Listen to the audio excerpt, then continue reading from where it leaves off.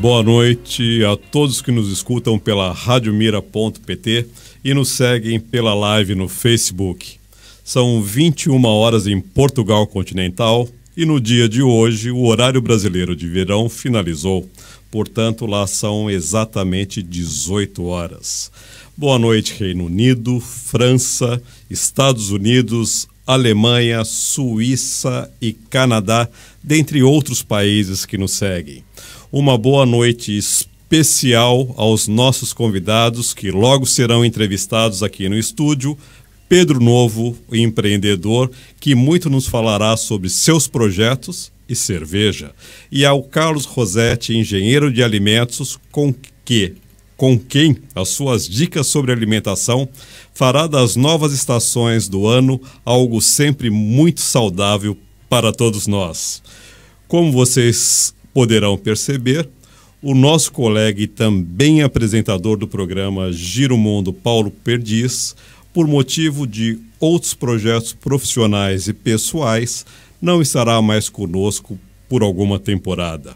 Desejamos ao Paulo Perdiz ainda mais sucesso em seu programa Vox Pop, que vai ao ar pela CamõesRadio.com e que também faz a reposição do nosso programa Giro Mundo todas as segundas-feiras às 20 horas do Canadá. Hoje é o nosso 7º programa no ar, que não por menos teve sua estreia em 7 de janeiro de 2018. Para quem, como eu, que acredita em numerologia, o número 7 representa a totalidade, a perfeição, a consciência, a intuição, a espiritualidade e a vontade. O 7 simboliza também conclusão de um ciclo e renovação. Mas justamente por representar o fim de um ciclo e o começo de um novo, é um número que traz a ansiedade pelo desconhecido. Tem uma grande importância simbólica para o mundo cristão e para muitas outras mitologias. 7 tem o significado de ciclo completo.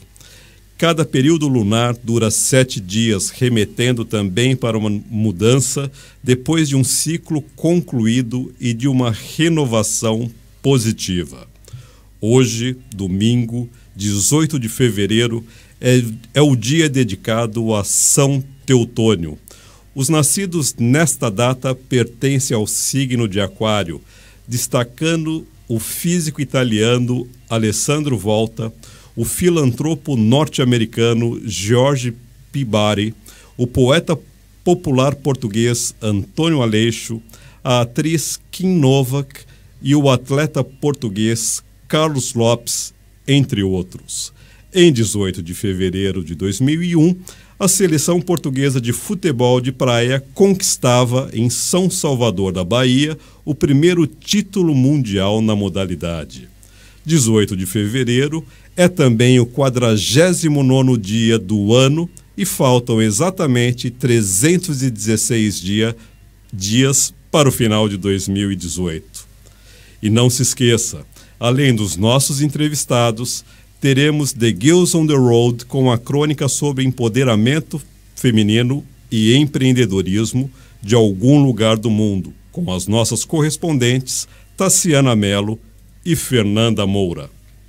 E, finalmente agora, vamos iniciar a nossa boa conversa com os entrevistados. O primeiro com quem conversaremos, e desde já contamos com a sua participação e interatividade em nossas redes sociais, será com Pedro Novo. Pedro é proprietário do Kittens Irish Pub em Aveiro, que é um Irish baseado no conceito de um pub de origem irlandesa, com incidência na venda de cervejas nacionais e internacionais, com local de concertos e música ambiente. É também gerente da empresa Original 1920, que tem como foco distribuição e representação de cervejas artesanais portuguesas e internacionais por todo o país. Gestor do site cervejaportuguesa.com, porque é muito mais fácil de se lembrar, ou lovecraft.pt. Além disso, o Lovecraft tem a loja virtual e a loja física. Na realidade, para a gente só deixar tudo correto, a loja se chama Lovecraft Beer Shop. Pedro Novo, muito boa noite. Boa noite. Pedro, de uma forma simples e objetiva, fale um pouco para a gente sobre os seus negócios. Eu vejo que são 3 negócios distintos e ao mesmo tempo convergentes. Exatamente. Como que é isso? Neste momento, realmente estou-me só a dedicar às cervejas. Só, como quem diz, porque na verdade já são bastantes. Mas tudo começou a trabalhar, comecei a trabalhar no pub. Na altura até estava a ter outro emprego, que era, trabalhava na Galp Energia, era no gás, não tinha nada a ver com o que eu estava a fazer agora. Acabei por sair para me dedicar realmente a estes projetos a nível pessoal. E o primeiro realmente foi o Irish Pub, o Kittens, que tive a oportunidade, numa altura em que o meu carro deixou de funcionar, fui a pé e encontrei um espaço que seria esse o espaço do Kittens, que estava a ser, naquele momento, a ser colocado um aviso de aluguer. Quer dizer, nada é por acaso. Nada por acaso mesmo. E realmente tive essa oportunidade, pensei, projetei, e já está aberto há 5 anos, o Kittens, dedicado essencialmente à cerveja fora de normal. Foi aí que eu comecei o projeto das cervejas, praticamente.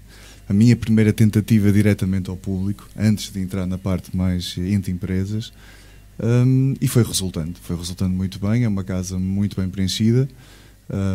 Tem sido sempre um dos grandes objetivos, sempre mostrar e fazendo workshops ou tertúlias de cerveja dentro do próprio bar. Mais de concertos ao vivo, até porque depois o espaço é tão pequeno que acabei por mais dedicar a este tipo de intervenção. Eu já estou com muita vontade de conhecer, porque até agora eu não conheço e já me sinto convidado e já convido todas as pessoas que nos ouvem nesse momento, para quem ainda não conhece e para quem conhece, que compareça. Sem dúvida. Portanto, e até depois é fácil encontrá-lo, depois eu posso dizer depois no final como é que é, mas fica mesmo no centro de Aveiro. Mas relativamente aos meus projetos, tudo aí, logo no início do Kittens, apercebi-me como é que estava o sistema também de distribuição no nosso país e dentro da própria cerveja. Ou seja, estávamos habituados mais às cervejas convencionais, as mais conhecidas no nosso país, aquelas mais típicas de café, os bares também, as mais conhecidas nacionalmente. Digamos que na verdade era uma cerveja mais comercial, sim, como estava no mundo como um todo. Exatamente, né? Exatamente. Então foi aí que realmente comecei o projeto sozinho na parte da distribuição, porque não era só o meu bar que estava interessado em comercializar este tipo de cervejas especiais, eram outros também. E precisavam de um determinado tipo de atenção, e eu resolvi realmente fazer, juntamente com um amigo meu, na altura, que era o Luís Figueira, juntámos-nos para começar a fazer um bocado de experiência de distribuição, a ter um atendimento completamente diferente, algo muito dedicado só à cidade de Aveiro, como também na cidade de Lisboa, porque o Luís era de lá. Nós repartíamos as coisas quase por telefone.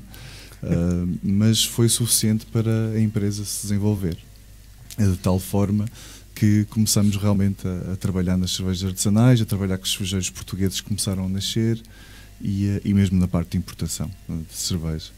E a Original 1920? Portanto, a Original é essa empresa de distribuição que nós temos, e depois, ao entrar nesse conceito, também nos apercebemos que o público ainda estava muito aquém de ter esse tipo de cerveja. Logo, nós criamos o Lovecraft, que é exatamente uma loja de cerveja online, também é física em Aveiro, e estamos a pensar até aumentar no franchising a nível nacional. E foi aí que nós começamos a vender também essas mesmas cervejas difíceis de encontrar diretamente ao público, ou seja, a nível nacional toda a gente pode ter acesso às mesmas. E pronto, esta pelo menos é a primeira parte das cervejas. Tenho outros projetos em mente já para desenvolver dentro das cervejas também, como o Beer Traveler, porque eu aproveito muito as viagens para comentar sobre determinados locais, então decidi criar um blog também à parte sobre o Beer Traveler. e também a Rota da Cerveja.pt, que é um projeto que nós estamos a desenvolver para ter um anuário de todos os pontos de cerveja especiais e artesanais e fábricas. Isso para Portugal especificamente. Para Portugal especificamente, sim. Pelo menos extremamente interessante. Jorge, tem alguma coisa? Olá, boa noite. Já agora aproveito também para cumprimentar os nossos ouvintes em mais esta noite de domingo, mais uma emissão do Giro ao Mundo, que é a 7ª, como o Cláudio há pouquinho referiu muito bem, e fiquei surpreendido realmente como é que o 7 pode querer dizer tanta coisa, não é? Falhou-te uma porque não te lembraste do Cristiano Ronaldo, mas ficará para a próxima. Pedro Novo, boa noite. Boa noite. Carlos, boa noite também. Eu estava aqui muito atentamente a ouvir o Pedro e estava a reparar no semblante do Carlos, porque realmente tem tudo a ver, não é? O assunto desta primeira parte com a cerveja, com o assunto que vai ser na segunda parte, tem quase tudo a ver. Portanto, acho que vale a pena os nossos ouvintes ficarem por aí, porque não sei o que é que isto vai dar no final. De toda a forma, eu quero desde já também cumprimentar todos os que nos estão a ouvir. Eu vou tentar ser breve, mas há aqui já um comentário que me fez sorrir também. E já agora envio as boas noites para o Brasil, para o Sr. João Gonçalves Júnior, que diz: boa noite a todos e viva a cerveja. Um abraço aqui do Brasil. Boa noite também à Susana Fresco, que está por lá, Eliane Carvalho, boa noite também para ela. Luís Silva, um grande abraço até salvo erro Oliveira das Meias. E Fernando Ferreira, boa noite também, o nosso colaborador também da Rádio Mira, o João Gonçalves Júnior, o João Pedro, o Júlio Saramago, a Maria Mateus, a Verónica Martins, uma grande boa noite e já devem ter dado por ela, vale a pena continuar então até ao final da emissão. Amigos ouvintes, se quiserem colocar alguma questão a algum dos nossos convidados, estão à vontade para o fazer, que eu terei todo o gosto em transmitir, Cláudio. Agora que nós tivemos uma pequena pausa para saber como é os negócios, vamos para a degustação, então, diretamente da cerveja. Pedro, por que cerveja? Por que cerveja? Eu tenho a certeza, na verdade, isto começou muito cedo, já à volta da cerveja. Não desde criança, como é óbvio, mas... Não vai me falar que era menor de idade para a gente não ter problema no programa. Não, eu na altura tinha os meus já 19 anos, portanto já tinha passado aquele limite de idade livre. Que realmente era difícil até encontrar na altura, principalmente até as cervejas internacionais, que eram as cervejas belgas e as cervejas alemãs, que eram as mais conhecidas no mercado dentro do público, dentro das cervejas especiais. E tudo começou realmente nessa altura, porque era tão difícil de encontrar, eu muitas vezes tinha que me deslocar do sítio onde vivia, portanto em Passos de Brandão, para tentar encontrar uma cervejaria que tivesse essas cervejas especiais. E a maior parte das vezes eu tinha que ir para o Porto, para um sítio em especial, porque não havia muitos em volta.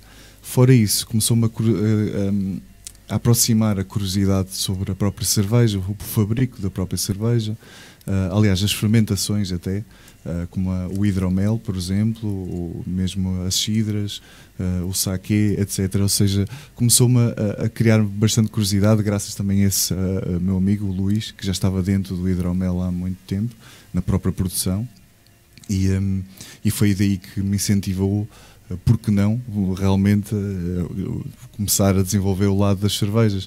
Porque, acima de tudo, eu nunca tinha visto isto como um negócio, porque eu comecei como engenharia informática. Eu julgava que queria seguir exatamente a parte dos computadores, e depois acabei por não seguir por vontade própria. Ainda estava um bocadinho perdido o que é que eu devia fazer ou não de negócios. Mas na verdade todos aqueles pontinhos, todas aquelas pequenas coisas que fizeram parte de mim foram sobressaindo, saindo para a tona ao longo dos anos, e foi aí que me fez: porque é que eu não vou pegar realmente numa coisa que até eu gosto, que até sei e consigo até gerir, e sei como é que posso chegar ao público e torná-la como uma empresa própria, um negócio próprio. E foi essa decisão. Não quer dizer que daqui a uns anos as coisas mudem, mas na verdade, neste momento, é a cerveja, porque faz parte do meu Mas gosto. isso, na realidade, tem tudo a ver com o empreender. Sim, né? sim. Empreender é você fazer o melhor, e isso não significa que você vá até o fim da sua carreira. Em algum momento você muda, mas o empreendimento continua. Exatamente. Né? E fala uma coisa, mundialmente, como nós mesmo acabamos de conversar e conversamos um pouquinho antes de iniciar o programa, a cerveja, principalmente artesanal, tem obtido um posicionamento muito diferente do passado. Ou seja, deixou de ser algo refrescante ou apenas saboroso e para quem gosta, e principalmente em países da América do Sul, também nos Estados Unidos e alguns países da Europa, para ser uma bebida muito mais gourmetizada. O paladar mundial e o gosto pela bebida está a mudar? Está. Graças também à informação que nós recebemos e graças à tecnologia em si, das mensagens que temos vindo a receber de multiprodutos, de experimentação, da possibilidade de sairmos para além daquilo que estávamos habituados. E isso sente-se, ultimamente sente-se muito no geral, mesmo nos próprios produtos, mesmo na própria alimentação, na própria cozinha. Tem-se notado muita curiosidade das pessoas. Ok, eu estou na altura de experimentar novos sabores, novos produtos, e eu mesmo identificá-los, saber se realmente gosto ou não. E na verdade a cerveja até há pouco tempo, não diria mais que há 4 anos atrás, digamos, a cerveja sempre foi tomada por sendo aquela mais convencional, sendo aquela mais fácil, digamos. Era mais fácil, era mais refrescante, sabíamos que só havia aquela cerveja, ou era a branca ou era a preta, e não saímos daí. Mas na verdade já tinha nós portugueses e o resto do mundo, mas nós portugueses neste caso já começamos com isso até no vinho. O próprio vinho começou a perceber-se até o próprio produto só também há uns anos atrás, digamos há uns 10, talvez uns 10, 12 anos atrás, o vinho também começou a ser bastante experimentado, ou seja, não era só o vinho carrascão, ou seja, as pessoas começaram a experimentar o que era o vinho, o que eram as castas, a entender o que eram as castas, fazer os pairings com as comidas e perceberem que realmente elas encaixam. Isso era uma coisa que eu ia falar, quer dizer, até um passado recente, a gente via muito isso em vários cantos. Eu fiz na América do Sul, na América do Norte e alguns países aqui na Europa, uma coisa que era muito comum, que era a harmonização, né, da gastronomia com a enologia. Isso em algum momento ficou muito comum, hoje ainda existe, é algo muito gostoso. E hoje a gente percebe muito essa a harmonização com a cerveja. Exatamente, né? exatamente. Coisa que até um passado todo mundo falava, nossa, mas você vai jantar determinada coisa e vai tomar com cerveja, acompanhar com cerveja, não combina. E hoje não, e hoje você tem cervejas específicas para pratos específicos. Né? Então assim, esse conceito da harmonização, que antes era para bebidas consideradas mais nobres, tornou a cerveja tão nobre quanto outras bebidas. Exatamente. Acaba a ser mesmo isso, a harmonização é realmente uma magia de sentidos palativos e não só, que se realmente sentem através dessa associação, tanto ou contrária ou por familiaridade, ou seja, na própria comida, como também aconteceu com o vinho, mas na própria comida em si, certos paladares, ou sejam eles doces, amargos ou picantes, ou seja, o controle da bebida, o que vai fazer essa harmonia é imensa. E as próprias cervejas, estamos a falar que acaba por ser um mundo muito mais alargado até que o próprio vinho, porque estamos a falar que de estilos de cerveja, eles ultrapassam os 40 estilos de cerveja, ou 50 estilos, e não os subestilos, ou seja, isto nunca mais acaba dentro da cerveja. E há cervejas amargas, cervejas doces, cervejas fortes, ligeiras, e cada uma apropriada realmente a determinados tipos de alimentação. E E por falar nisso mesmo, é que essa harmonização das próprias cervejas com a comida começou aqui em Portugal também já a ser implementada há cerca de uns 2, 3 anos, também em alguns espaços. Isso é muito interessante. E está muito interessante. Sim. E me fala uma coisa, você gira o mundo em busca de cervejas diferenciadas? Oh, sim. Eu acho, um dos meus hobbies preferidos desde sempre foi viajar. Não há um ano que eu não viajo para fora um bocado em roleta russa.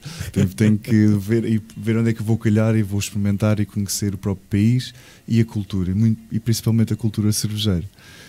E de todas as minhas viagens eu acabo sempre por tentar experimentar novos sabores, saber as novas marcas que estão a surgir agora ao público. E depois trago esses mesmos nomes cá para Portugal e colocamos na Lovecraft, por exemplo. É uma das razões da Lovecraft também ter esse sentido, é que sempre nas viagens acabamos sempre por trazer produtos para pôr à venda, e não só, e para pôr também em prova, que juntamos sempre um grupo de pessoas para provarem cervejas que eu trago. E de forma que as pessoas também conheçam o que é lá fora. Eu já falo, se calhar de alguém estar ausente num desses grupos, você tem meu telemóvel, é só me chamar. Vou participar com muito prazer. Outra coisinha, uísque, conhaque, vinho ou cerveja. Isso é o seu gosto pessoal. E por quê? O meu gosto pessoal eu diria que tem a ver um bocado com... Eu não tenho um específico. Eu gosto dos 4, na verdade. Mas quando digo que gosto dos 4, eu gosto dos 4. Desses 4 mencionados. Por exemplo, já não gosto de gin, mas gosto destes 4. Eles têm uma certa relação ao mesmo tempo, mas dependendo da hora de dia, dependendo das minhas emoções ou dependendo do tempo em si, é o que me faz sugerir o que é que me apetece ou não beber. E portanto, por exemplo, eu nas refeições continuo a beber sempre o vinho. Eu gosto muito de beber o vinho, embora de vez em quando nas tais harmonizações eu consigo escolher a cerveja ideal para aquele específico prato quando estou em casa, mas o vinho é uma das coisas que me acompanha sempre. Como também um bom whisky de vez em quando também me dá gozo de beber um copo de whisky ou conhaque, por exemplo. Aliás, eu até comecei a gostar de determinados produtos como o conhaque e mesmo a aguardente velha, e que eu pensava que era sempre de uma forma, porque fui habituado desde pequenina a nunca tocar naquilo, porque aquilo podia causar mas que são coisas que se transformaram Exatamente. ao longo dos tempos. Sim, né? Eu também me lembro, eu sou mais velho que você, mas eu me lembro de ouvir falar sobre aguardente, que era uma coisa, né? Não Exatamente. chegue próximo, e era uma coisa única. Hoje também você tem coisas que se harmonizam com aguardentes que são completamente diferenciados, muitas vezes de um sítio para o outro, de um país para o outro, de regiões para regiões, e o processo de se fazer o produto final é muito diferente. Então, na hora da degustação, tudo é muito mais prazeroso. Então hoje a gente entra em vinho, entra em cerveja, entra em uísque e várias outras bebidas, e cada uma tem a sua caracterização. Exatamente.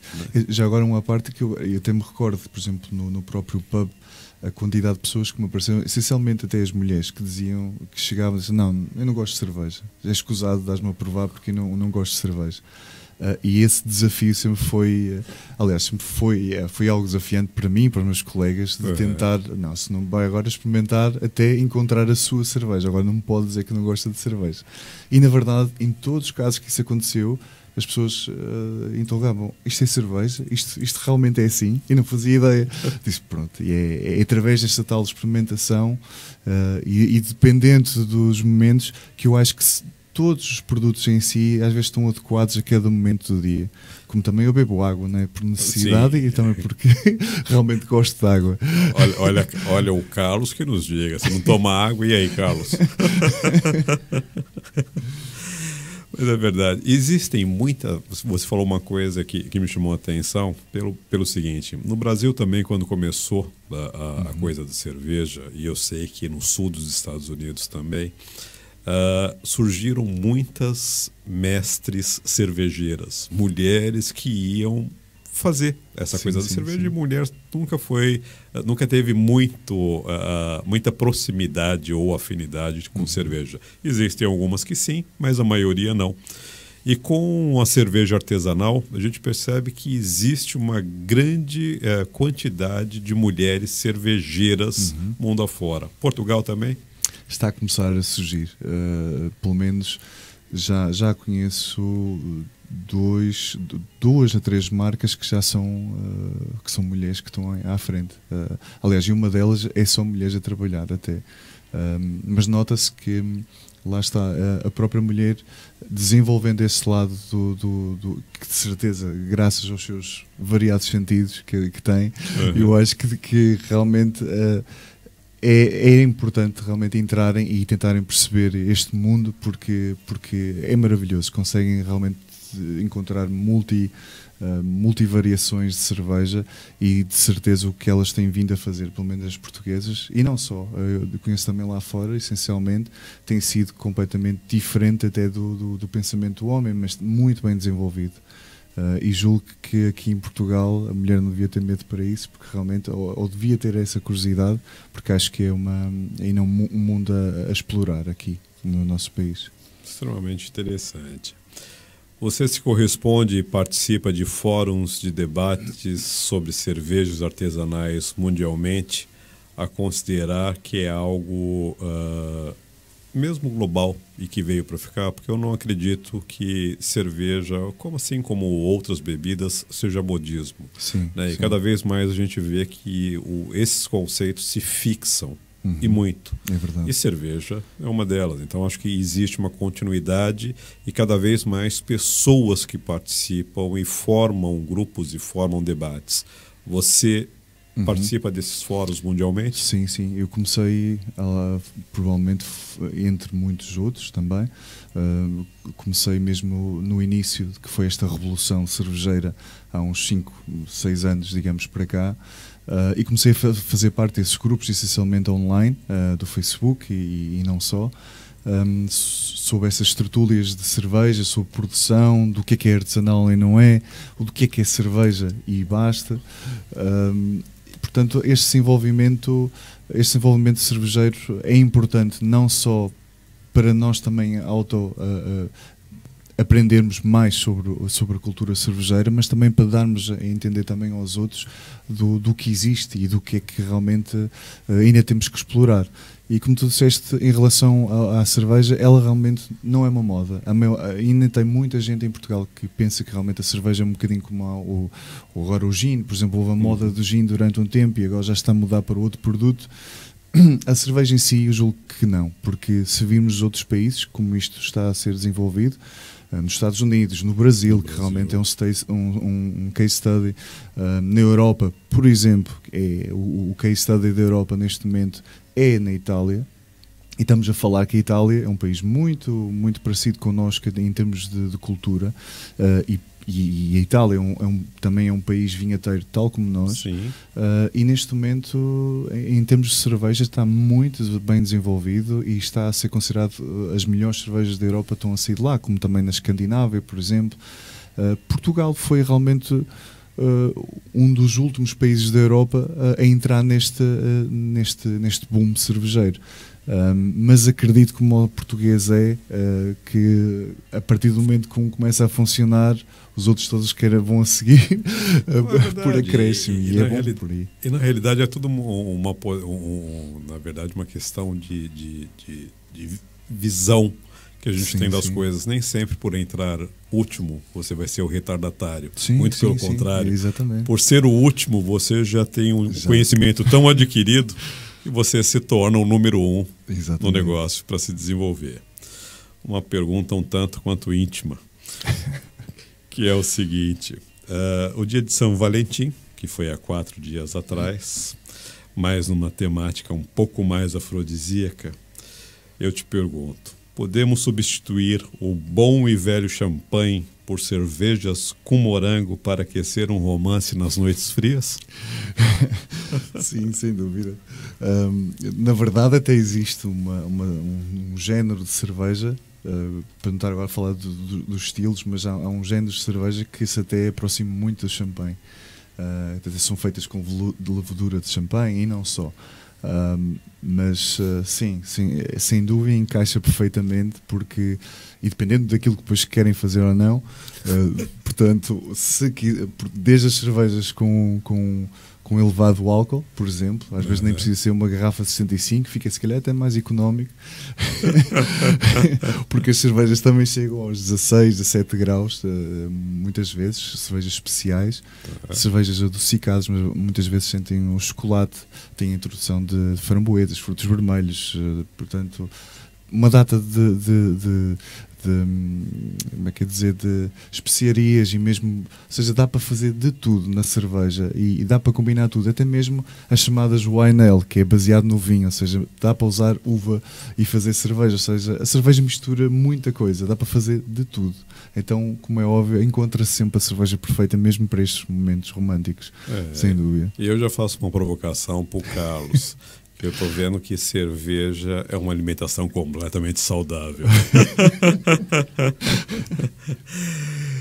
Mas, bom, Jorge, tem alguma coisa para gente?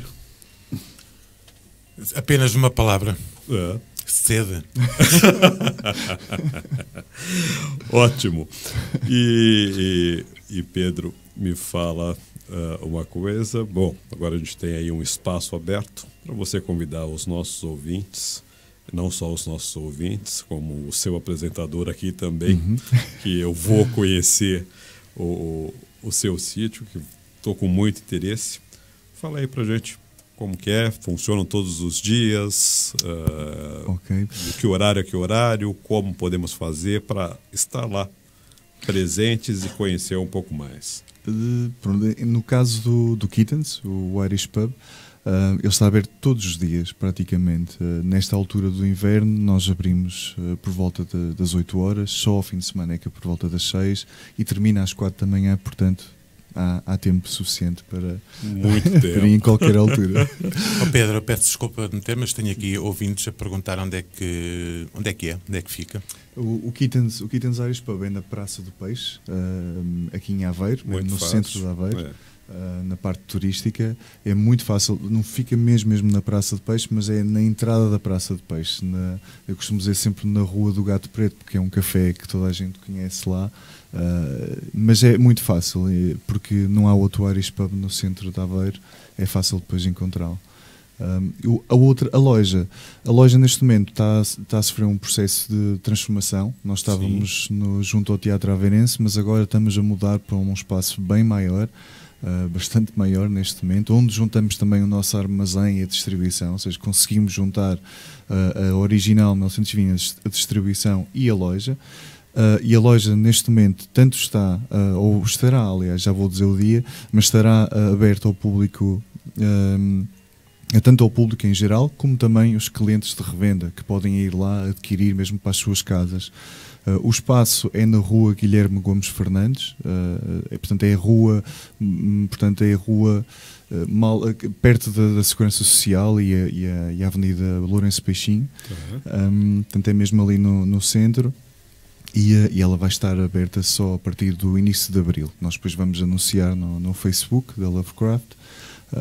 E nesse espaço, uma das coisas que vamos fazer também diferente do que tínhamos na outra loja, para além de loja, vamos ter um espaço ao lado onde vamos fazer as tertúlias de cerveja, uma sala só para a apresentação de cervejas de produtor, cursos de cerveja também, de fazer cerveja, hidromel e outras bebidas fermentadas, entre outros workshops também que vamos permitir que as pessoas levem, mesmo na parte da culinária, mas a cerveja vai estar sempre ali ligada. Isso é excelente. Nós agradecemos, todo o público agradece. Muito obrigado pela essa rápida formação também sobre cerveja e uma aula aí sobre a cerveja no mundo. E todas as dicas e sugestões que você sempre tiver, nos envie, que será um prazer nós divulgarmos aqui, Pedro. E eu que agradeço também. Muito obrigado pela participação. Bom, e agora nós vamos ouvir a crônica desta noite com The Girls on the Road. Nessa semana conheceremos um pouco sobre a história da empreendedora Dafna Gabay de Tel Aviv, em Israel. Vamos girar o mundo? Boa noite, Tassiana. Boa noite, Fernanda. IMM 2018, Praia de Mira, de 17 a 21 de maio, 40ª edição do maior encontro internacional de viaturas da marca Mini, Rádio Mira, a rádio oficial do IMM 2018. The Girls on the Road. Gira o mundo.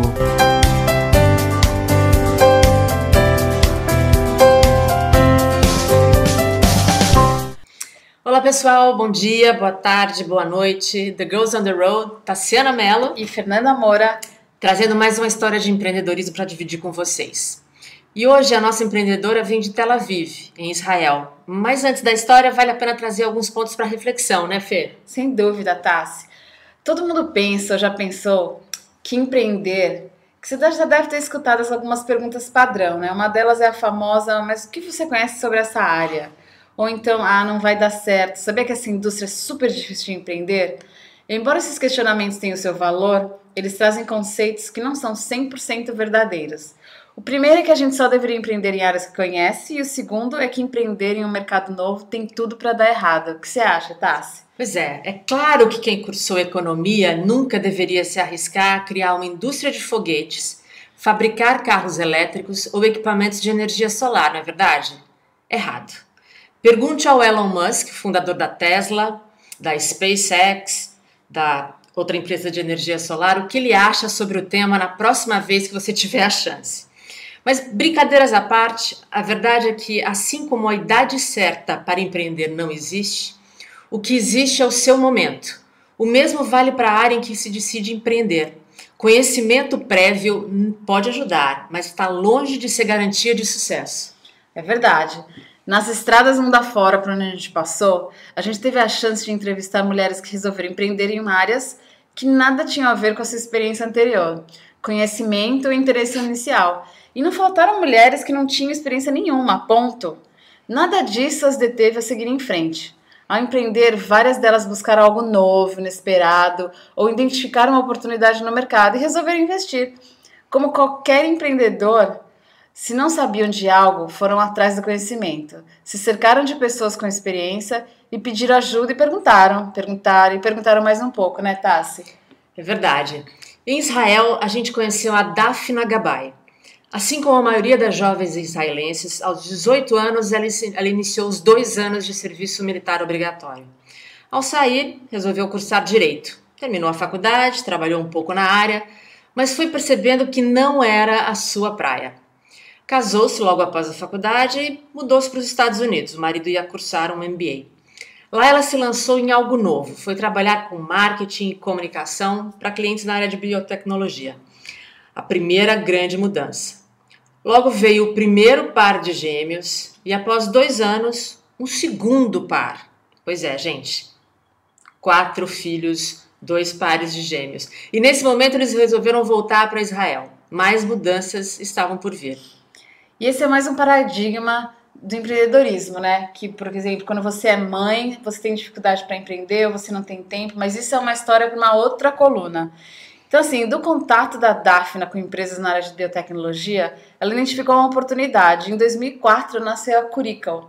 A empresa dela é focada na criação de produtos médicos à base do cobre, que a gente ficou sabendo durante a entrevista, né, Tassi? Segundo pesquisas, é um elemento super eficaz no combate à bactéria.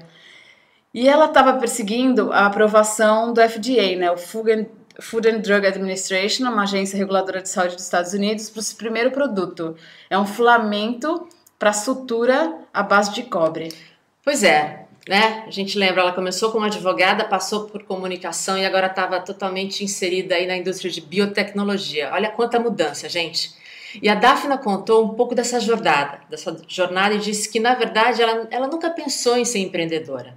O empreendedorismo aconteceu na vida dela e mesmo que em uma área completamente diferente de sua formação, ela não se intimidou.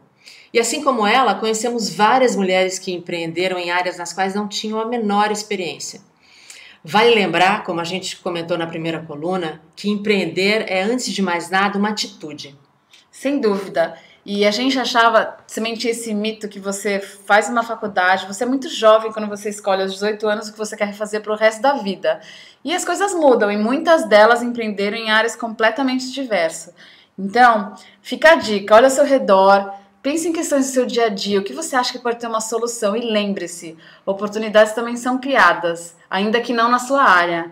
Então, pessoal, um abraço, até a próxima semana e a gente espera os comentários no Giro Mundo. Na página do Giro Mundo no Facebook. Se você tiver, de novo, alguma questão, alguma curiosidade que você queira saber, manda sua pergunta pra gente, a gente vai ter o maior prazer em responder. Então, até lá, excelente semana. Portugal IMM 2018. Praia de Mira, de 17 a 21 de maio, 40ª edição do maior encontro internacional de viaturas da marca Mini. Rádio Mira, a rádio oficial do IMM 2018.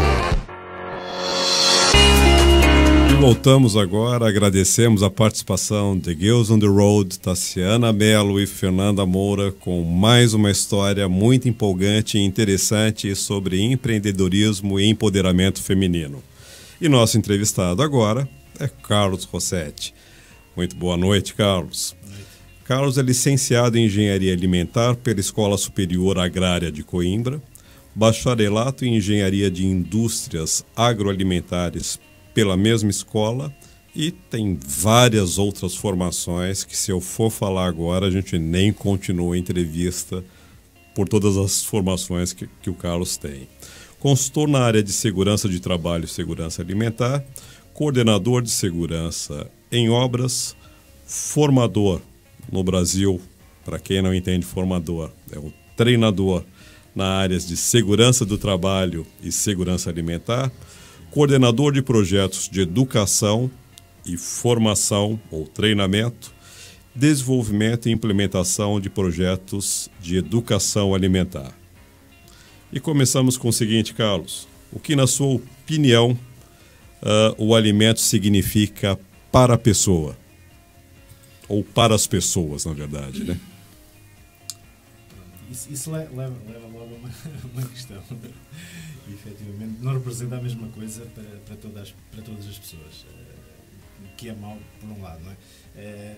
O alimento devia ser visto no fundo também como realmente já é bastante antigo, devia ser o alimento não digamos, agora bloqueei, mas pronto, tudo bem, continuo. Sem problema, acho que foi efeito da cerveja, que mesmo que não tenha aqui, mas o... Desculpa. Não, pronto, é no sentido que o alimento devia ser, e se vamos encarar as coisas assim, é verdade, o alimento devia ser um medicamento, ou seja, nós devíamos encarar a alimentação, é claro que também devemos ter prazer naquilo que comemos, como é óbvio, mas devíamos... portanto, pensar na alimentação como também algo que nos vai dar bem-estar e saúde. Nesse aspecto é que devia ser considerada a alimentação. Comer só por comer, porque é necessário, nós temos que comer, como é óbvio, não é? Nós precisamos de nos alimentarmos para o organismo funcionar, mas não devia ser só por aí. Assim, e quando se come, e pronto, hoje em dia também a variedade que existe da oferta de alimentação, infelizmente, a maior parte já muito industrializada, e cada vez os hábitos de vida das pessoas levam a que leve muito para alimentos muito industrializados, ou seja, confecção em casa já não se faz assim muito, que também é uma falsa questão, dizer que demora muito tempo, etc. Pronto, isso é normalmente a desculpa que se dá. É que, na realidade, hoje o que a gente mais escuta se falar, e isso em geral, todos nós não temos tempo, temos que fazer a coisa com mais pressa. O mais pressa, muitas vezes, é ir ao supermercado, ir a alguma gôndola, pegar o que é mais fácil de se fazer, chegar em casa, colocar no micro-ondas, esquenta, comeu e fala, estou alimentado. E isso, pelo que nós já conversamos, é a coisa mais errada que se tem, ou, se não é a coisa mais errada, é a menos correta. Sim, porque assim, depois não é só por aí. Isso é uma das situações, mas depois também, muitas das vezes o argumento é comer saudavelmente, é mais caro, demora mais tempo. Isso é uma falsa questão, totalmente. Somos uma coisa básica, um arroz faz-se em 10 minutos, uma massa faz-se em 5, 10 minutos, um bife grelhado faz-se em 2, 3 minutos, nem tanto. Portanto, isso não, as comidas que normalmente até demoram mais tempo são aquelas mais elaboradas, não é? No fundo, que as pessoas muito, por hábito, isto leva tudo a uma coisa, que são os hábitos alimentares. O grande problema que nós temos, nós em Portugal, e acaba por ser transversal à maior parte dos países, são os hábitos alimentares, os péssimos hábitos alimentares que temos e sobretudo aqui em Portugal, nos últimos, portanto, digamos, 10, 20 anos, não melhoraram, muito pelo contrário. Nós tínhamos uma dieta mais de base mediterrânica, que privilegiávamos muito a parte das verduras, frutas, no fundo aquilo que vinha da terra, né? Portanto, nós comprávamos muito pouca coisa, mesmo a carne que era consumida, apesar de ser de porco, vaca, portanto, de aves também, mas pronto, em termos também e estou a falar mais de zonas mais rurais, não é? Como é óbvio, a nível de cidade, acaba por ser que recorre muito a supermercado. Mas neste momento não, mesmo a nível e o meio, como estamos aqui a falar de Mira, estamos aqui em Mira, não é? Na Rádio Mira, que isto já foi um conselho essencialmente agrícola, não é de momento, aliás nem a agricultura, nem existe quase uma agricultura de subsistência, ou seja, para autoconsumo também, mas e as pessoas também já se habituaram praticamente agora, se perguntarmos a um miúdo aí de 5, 6 anos de onde é que vem o frango, ele diz que vem do supermercado, portanto, e também estamos a falar de uma zona rural, que ainda há pessoas que têm frangos, que têm porcos, não tanto, mas frangos muitos têm. Portanto, os hábitos alimentares é que têm condicionado muito isso. E depois as pessoas dizem, na família sempre comemos assim, sempre fizemos desta maneira. As pessoas também não estão, digamos, são muito avessas a mudanças, ou seja, mudar é difícil. As pessoas estão habituadas àquela rotina diária, à rotina nesta semana comemos isto, naquela semana... Isso para mim não me diz nada, é pensado na hora. Tem como bem ter lá sempre, portanto, no fundo, alimentos que permitam fazer várias coisas, mas é pensado na hora, não estou a pensar daqui o que é que vou fazer amanhã, depois, etc. Não, às vezes é na hora mesmo, o que houver, improvisa-se, e é isso que acho que as pessoas perderam um bocado, as pessoas são muito presas também, além dos hábitos, determinadas rotinas, até mesmo a nível de confecção, sempre fizeram assim, continuam a fazer assim, se é mau, continua a ser mau, se é bom, continua a ser bom. Continua a ser bom, como é óbvio, mas aí é menos do que... o que é uma pena, mas são hábitos, são meramente hábitos alimentares, e isso é fácil de provar por uma simples questão. E eu apresento o meu caso em concreto. Há coisas hoje em dia que, pronto, fala-se muito no açúcar, fala-se muito no sal, inclusive já foram lançados impostos sobre os refrigerantes, nomeadamente por causa do açúcar. Vão ser lançados mais, e estão para breve também, sobre as gorduras. Aquelas gorduras que nos fazem mal, não propriamente as gorduras de origem há gorduras vegetal, que são realmente necessárias para o organismo, claro, também. Nós precisamos de gordura, precisamos de gordura, tanto de gordura como proteínas, como os próprios hidratos de carbono, embora normalmente quando fala mais de hidratos de carbono fala-se mais no açúcar, mas nós não precisamos de açúcar, efetivamente não precisamos. Isso qualquer pessoa... Eu não sendo nutricionista, porque a minha área é mais de engenharia alimentar, e atuo mais a nível de consultoria alimentar, não propriamente, não vou prescrever dietas a ninguém, muito pelo contrário, o que eu quero é que as pessoas comam bem e saudavelmente. E o açúcar não é necessário, isso encontra-se, basta fazer uma pequena pesquisa, nós não precisamos de açúcar, nós precisamos de hidratos de carbono. Os hidratos de carbono estão na massa, estão na batata, estão no arroz, pronto. Isso é que são hidratos de carbono, não precisamos de açúcar adicionado. Perfeito. E me fala uma coisa, existe o dito popular, né? Eu falo muito Brasil, que é de onde eu mais escuto, e aqui eu pouco escuto, e em outros países também, que é o seguinte: você é aquilo que você come. Você concorda? Não, é assim, concordo, da parte que me toca, concordo, né? Portanto, nesse aspecto, dependendo de qual é o sentido da frase, não é? Mas na questão de alimentação, a falar de alimentação, de saúde, etc., ok, correto, aí concordo, porque realmente, e está mais provado, basta pesquisar vários estudos feitos a nível da alimentação, que no fundo a alimentação é responsável por maioria das doenças de hoje em dia, e estamos a falar de doenças e acaba por se bater sempre na mesma palavra, que é a palavra cancro, não é? E A maior parte dos cancros, esporadicamente um ou outro, poderá não ter a ver com a alimentação, mas a maioria tem a ver com a alimentação, ou digamos neste caso com uma má alimentação. Não é só, mas tem o seu peso.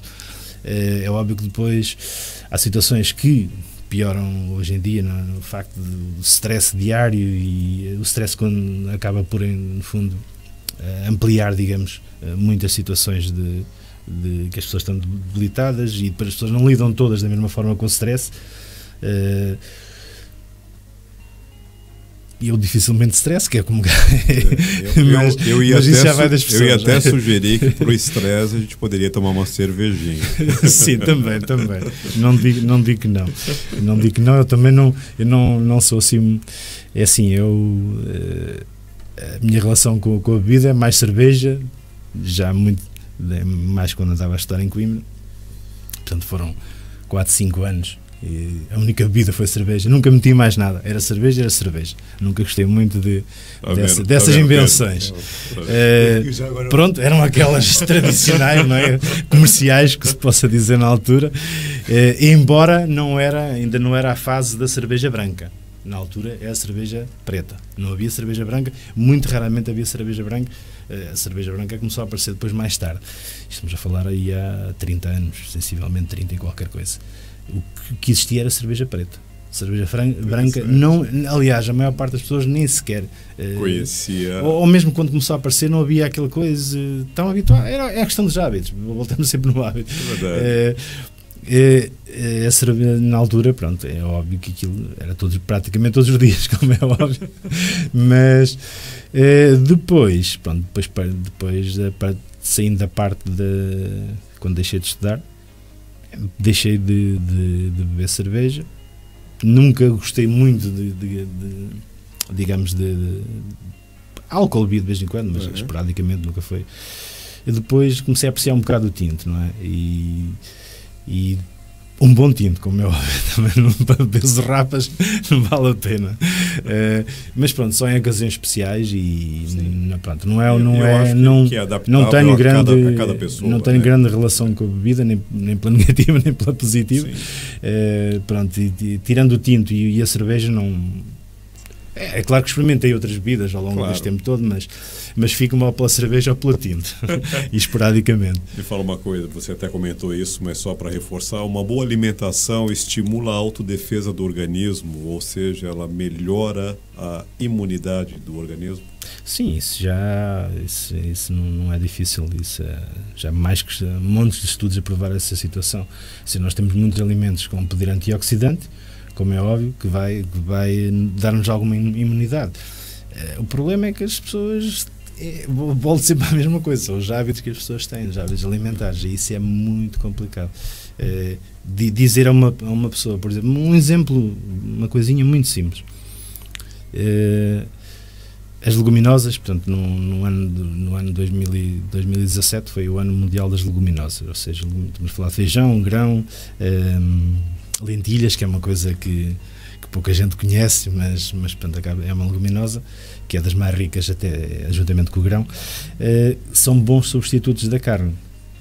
Agora, convencer as pessoas de que, por exemplo, um arroz de feijão não leva carne, que normalmente em Portugal leva, não é? Portanto, um arroz de feijão leva carne, é complicado, mas nós temos dentro, realmente o objetivo as leguminosas podem perfeitamente substituir a carne. Não digo que nós precisamos de carne, nomeadamente pelos nutrientes que nos fornece, como é óbvio.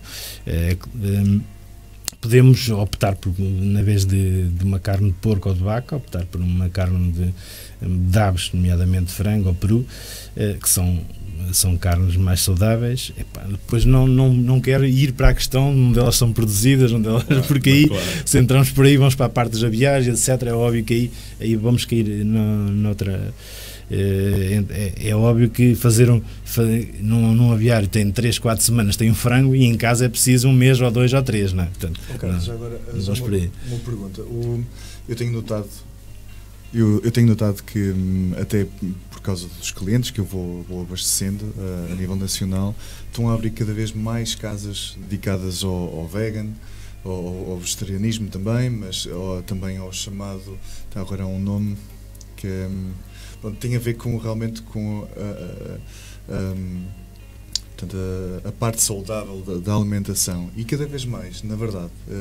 Nós até temos agora, por causa disso mesmo, tivemos que optar também por ter cervejas sem glúten, cervejas vegan, cervejas com uma variedade grande dedicada a estes locais. Achas que hoje em dia já se está a sentir, pelo menos nas grandes cidades, alguma mudança assim em termos de alimentação? E eu estou a dizer isto porque até eu mesmo sou um deles. Eu praticamente. Eu sou um deles porque eu sempre gostei muito de carne e sempre gostei muito de comida que fazia mal. Mas cheguei a uma determinada altura da minha vida, já há uns anos, também derivado ao meu stress e derivado ao fato de trabalhar no pub, etc., eu comecei a ter esse cuidado de ter os alimentos mais saudáveis e fazer a minha própria alimentação e ter um cuidado mesmo muito especial que estou a ter já há algum tempo. Mas noto que não sou só eu, já um amigo ou outro já está a entrar dentro da mesma linha, mas são essencialmente de grandes cidades, assim daquilo que eu tenho visto. O que é que achas? Acho que está a aumentar, está a mudar a consciência das pessoas? Sim, é assim, a mudar está, mas como estavas a dizer, é verdade, acaba por ser mais a nível das cidades, pela questão também da informação. É assim, a informação, hoje em dia também as pessoas também têm mais facilmente acesso à informação e também já conseguem descodificar mais informação, não é? O facto de existir não quer dizer que depois o consigam descodificar. Isso na parte depois de rótulos, é outra questão de rótulos alimentares, é uma situação que aí realmente há déficit de informação. Mas sim, há muita gente já a optar por deixar de consumir carne. É óbvio que um vegan, portanto, aí não há carne nenhuma, nem sequer, estamos a falar de um ovo lacto vegetariano, pode utilizar o leite e o ovo como substituto e não consumir mais nada de carne nem peixe. Mas começam a aparecer associados a um estilo de vida. O que aparece agora muito são situações a nível da alimentação sempre associadas também a um estilo de vida saudável, ou seja, as pessoas que vão ao ginásio, que depois depois acabam por comprarem 2 ou 3 ou 4 ou 5 gamas de produtos que existem. Se formos, por exemplo, para a parte de uma manteiga de amendoim, começa a aparecer, agora está muito, que já não está tanto agora estamos mais na fase do coco. Sim. Açúcar de coco, óleo de coco, farinha de coco, portanto estamos assim, a bebida de coco, ou seja, estamos muito agora na fase do coco. É óbvio que pronto, há pessoas também que acabam por deixar de consumir alguns produtos, uma questão também de saúde, portanto, no caso do leite, com a intolerância à lactose, no caso do glúten, que é óbvio que aí tem que se adaptar, já começam a aparecer bebidas no mercado, no caso do leite, para substituir, quer dizer, não aparecem porque a única que substitui efetivamente em termos nutricionais é a soja, é a bebida de soja, porque depois já há um conjunto, há a bebida de aveia, a bebida de arroz, a bebida de coco, mas em termos de proteína é muito baixinho. Mesmo muito baixo. A aveia é aquela que tem mais proteína, mas mesmo assim é irrisória se formos comparar com a soja ou com o leite de vaca, não é? Portanto, são bebidas saudáveis, ok, pronto, se vamos a ver até em termos de ingredientes, uma bebida de aveia ou de arroz, aquilo tem praticamente arroz, água e pouco mais. Agora, a questão, a mim mete-me às vezes uma certa confusão, é que a base da alimentação vegetariana seja a soja e derivados. Ou seja, a soja em si, por exemplo, se formos para uma bebida de soja, que não se pode chamar leite de soja porque não vem nenhum animal, tiveram que alterar esse descritivo para bebida de soja, aquilo tem a soja, mas depois é uma lista de ingredientes que aquilo nunca mais termina. Porque a soja é muito instável. Depois é preciso juntar aditivos alimentares e imensos. Se juntar, por exemplo, o chocolate, porque as pessoas não gostam do sabor do leite de soja, não, digamos, a bebida de soja, mais aditivos alimentares leva. Ou seja, era importante também as pessoas saberem o que é que estão a consumir. E a maior parte nem sequer vai ver o rótulo. Na realidade, nem está sensibilizado para isso. É isso que eu ia te falar. Nem é o não ler. Às vezes você lê, mas não entende. Então você acredita que está comendo um alimento saudável porque fala é soja ou é feito de algum outro tipo de produto que faz bem, mas na realidade o mix que tem de vários outros produtos, eles não fazem bem como você imagina. Mas quem vai comprar não sabe fazer a leitura, né? Sim, mas as coisas estão a mudar, efetivamente, embora seja muito lentamente também, mais a nível das grandes cidades. Nós devíamos começar por baixo, como eu sempre disse. Nós temos que começar, quando os miúdos são pequeninos, a nível de jardins, começar logo a dar essa educação. Ou seja, nós não temos o conceito de culinária saudável na escola, como a Inglaterra, por exemplo, tem. Eles aprendem, eles têm aulas de culinária, eles trabalham com os alimentos, já sabem onde é que eles vêm os alimentos. Nós não temos nada disso. Não temos uma cultura sequer a esse nível. Essa mudança de alimentação, ela é válida em qualquer idade e ela pode melhorar em qualquer idade. Entretanto, se a gente conseguir fazer uma formação no jovem, com certeza a vida dele vai ser muito mais saudável. A vida dele e, por sua vez, influencia também a família. A questão é porque daí é ser muito mais... É mais simples serem, quando tem a partir dos 5 anos, 3, 4, 5 anos que entra no jardim de infância, porque aí não digo logo que aos 3 anos vai influenciar os pais, mas também entra muita coisa. Nessa altura, 5, 6, 7, 8 anos, a capacidade de memória é enorme, não é? E vão, no fundo, também sensibilizando a família. Portanto, isso acaba, não é só uma criança que estamos a influenciar, é toda uma família. É verdade. Jorge, parece que você tem alguma coisa para a gente? Sim, tenho a dizer-vos que já passa quase 1 minuto das 22 horas. Ou seja, nós estouramos o tempo do programa. Exatamente, mas não tem problema nenhum. E quero também dar as boas noites ao Joaquim Silva, porque ele envia as boas noites ao Giro ao Mundo. Um grande abraço para o Joaquim, que nos escuta desde a cidade invicta, o Porto. O Luís Félix, boa noite para ele também. Ele comenta que está a ser uma bela entrevista. Penso que nos escuta no Brasil, não tenho bem a certeza. E penso que é meu irmão. Ok. Então compreendo o comentário agora. E, Cláudio, perdeste uma boa oportunidade para estar calado. E ao Mariano, o Mariano Gaspar, que nos escuta desde Coimbra, já passou também por aqui, por este estúdio. E um dia destes será também nosso convidado no que diz respeito ao hip-hop. Ele diz boa noite, grande abraço a todo o envolvido na Rádio Mira. Obrigado, Mariano, obrigado a todos vós. Eu aproveito para me despedir dos nossos ouvintes, portanto, comentários podem continuar a enviá-los, que eles ficarão no Face e oportunamente depois será respondido. Portanto, Cláudio, o micro é todo teu. Podemos fazer a última pergunta? Ótimo. Então, me fala uma coisa, Carlos. O que devemos fazer aqui para nos prepararmos para o verão? Em contrapartida, o que devem fazer os nossos ouvintes, principalmente do Brasil, que estão ali ativamente participando, para fortalecerem suas imunidades no inverno que lá se aproxima? Bem, começando por lá, porque é mais fácil, porque se vamos a ver uma coisa, tem digamos, uma oferta, uma variedade, nomeadamente de frutas, muito mais ricas nutricionalmente, que nós temos aqui, muito mais ricas mesmo a nível de antioxidantes. Portanto, digamos que o consumo de fruta é essencial, portanto, e é uma forma também de no fundo, ir buscar os hidratos de carbono. Não precisamos estar a juntar açúcar, efetivamente. As pessoas têm que pensar às vezes que uma pequena grama, 6 gramas é um pacote de açúcar.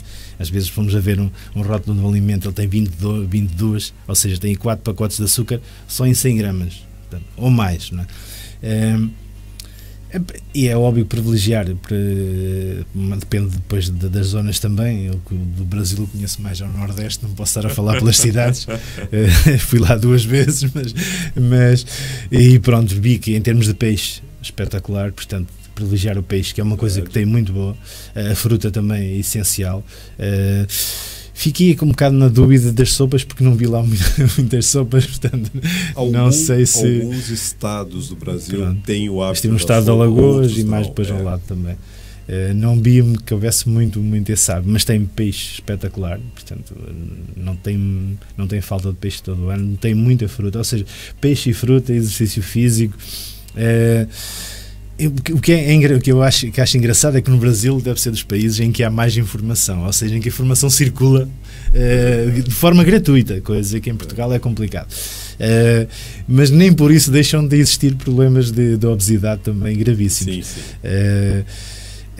Pronto, eu acho que a informação efetivamente existe, mas depois não é trabalhada, ou seja, a nível de aconselhamento, não sei muito, não quero estar a meter foi sem sear a alheia, que se costuma dizer. Não sei como é que é trabalhado depois a nível de apoio, nomeadamente de consultoria alimentar, etc. A nível dos próprios nutricionistas. Sei que existem vários, também sou amigo de alguns, quer a nível do Facebook, quer do Instagram, em que partilhamos algumas coisas. Não tem assim muita diferença, não é? Portanto, em termos de aconselhamento, vai só a única diferença é. E para o nosso verão aqui que se aproxima, primavera-verão, o que você. Nossa primavera-verão também, não, nós é assim, é como eu disse, privilegiar sempre a parte quer as frutas, quer os legumes, optar por ter refeições simples e não. Hoje em dia nós estamos a assistir muito, estamos numa fase muito também de um cereal que é a aveia, portanto, é um dos cereais mais ricos que nós temos.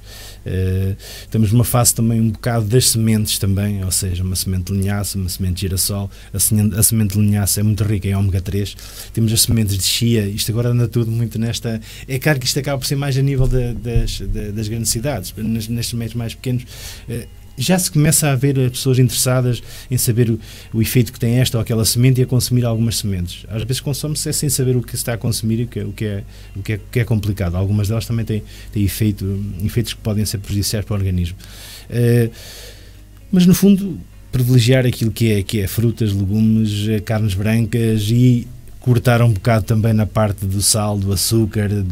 Isto não é propriamente. É claro que é mais fácil, as pessoas, quando chegam à primavera-verão, é que pensam em fazer dietas. Eu não estou a falar em dietas, eu falo sempre numa alimentação saudável. As dietas não me meto nessa situação, porque é assim, é muito fácil perder peso. Se a pessoa tem o hábito de consumir hidratos de carbono, se cortar nos hidratos de carbono, perde peso rapidamente. No entanto, precisa de hidratos de carbono, ou seja, não podemos, e deixa de desmistificar um bocado que aquilo, as pessoas, isto tem não sei quantas calorias, isto tem não interessa se tem muitas, se tem poucas, interessa saber de onde é que vêm essas calorias, se é das proteínas, se é das gorduras, se é, isso é o que interessa. Ter controle naquilo que faz. E depois é a questão também de realmente saber comer e não fazer 2 ou 3 refeições eu até falo no dia, mas repartido por 5 ou 6, não é? E comer menos e melhor. E até falo do controlo, porque é o controlo na bebida e o controlo na comida. Sabendo fazer, você faz tudo e tudo muito bem. Aliás, para apreciar uma coisa e outra tem que haver esse controle. Exatamente. Carlos, muito obrigado. Carlos, Pedro, muito obrigado. Foi excelente. Para variar, nosso tempo passa rápido demais. A gente continuaria aqui por muito mais tempo. Amanhã, a partir das 21 horas de Portugal, mais uma emissão do programa A Nossa Casa de Responsabilidade de Domus Nostra. A todos uma excelente semana. E fica o pensamento para reflexão que vem do CEO e fundador da empresa Amazon, Jeff Bezos. Eu sabia que se falhasse, não iria me arrepender disso. Mas eu sabia que provavelmente iria me arrepender se não tivesse tentado. Uma ótima semana para todos e até o próximo domingo.